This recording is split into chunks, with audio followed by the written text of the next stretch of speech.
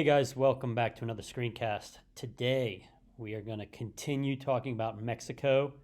This screencast is going to focus on Mexico as an independent nation. There will be two screencasts that focus on this. So this one is part one. You need to also watch part two. Now, just a quick recap. We've already had Mexico demographics and geography. We've already had Mexico beginnings. So you should make sure you've watched those screencasts if you missed them. What are our essential questions? Let's pull this up.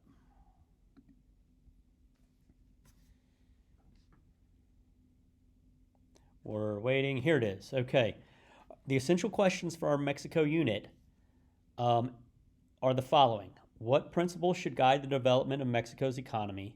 How should Mexico define its relationship with the United States? How should it define its relationship with the rest of the world? How should Mexicans address their country's inequality and poverty? So we're talking about history because we need to know what has the relationship been with the rest of the world, with the U.S., why do they have poverty and inequality? So we're looking at Mexico's issues, we're digging into them, and we're getting into Mexico from the Mexican perspective. We don't always want to think about other people like just from a U.S. perspective and how they affect us. We want to look at Mexico, how things have affected them and their own history. Okay, quick recap from the other screencast. Mexico independence was in 1821, not like the U.S. independence movement when we got our independence. These guys were breaking away from Spain. They were wealthy elites, and they wanted to keep power for themselves. They did not want to have constitutional reforms that would give power to the people. The first few decades of government, the leaders only lasted about a year, and they would be killed or they would be taken over, they would be exiled. So there was a lot of instability for the first few decades of Mexican history.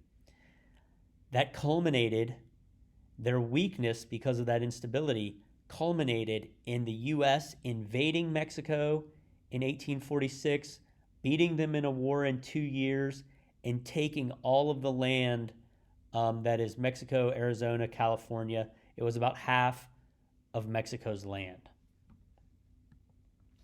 So after they lose their war to us, there comes a movement to reform Mexico, and it's conveniently called La Reforma.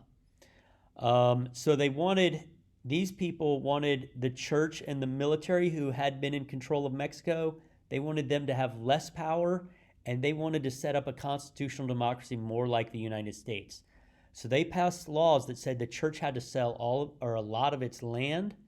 They owned tons of land in Mexico, not just where their churches were, but farmland. So they had to sell all of that. They also wanted less authority for military and church courts. So the military and the churches would often administer justice. And so they wanted the government to be more in charge of that.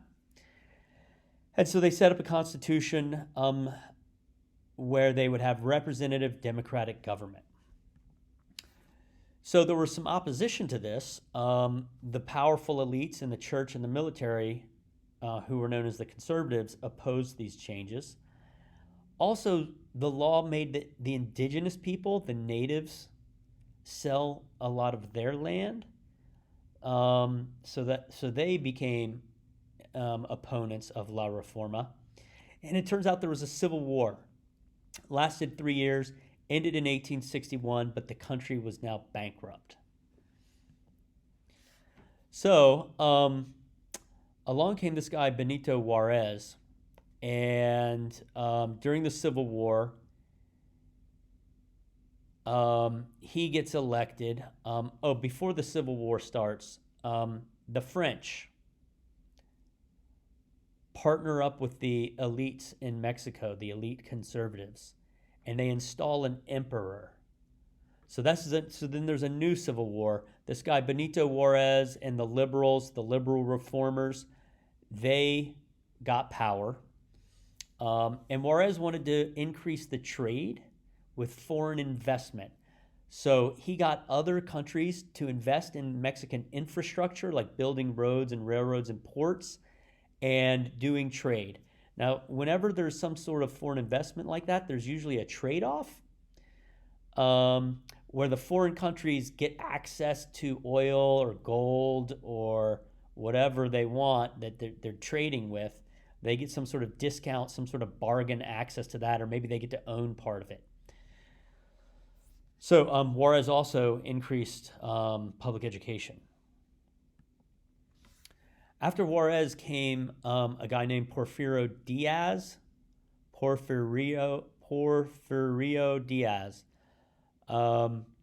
And he wanted to create stability and economic growth.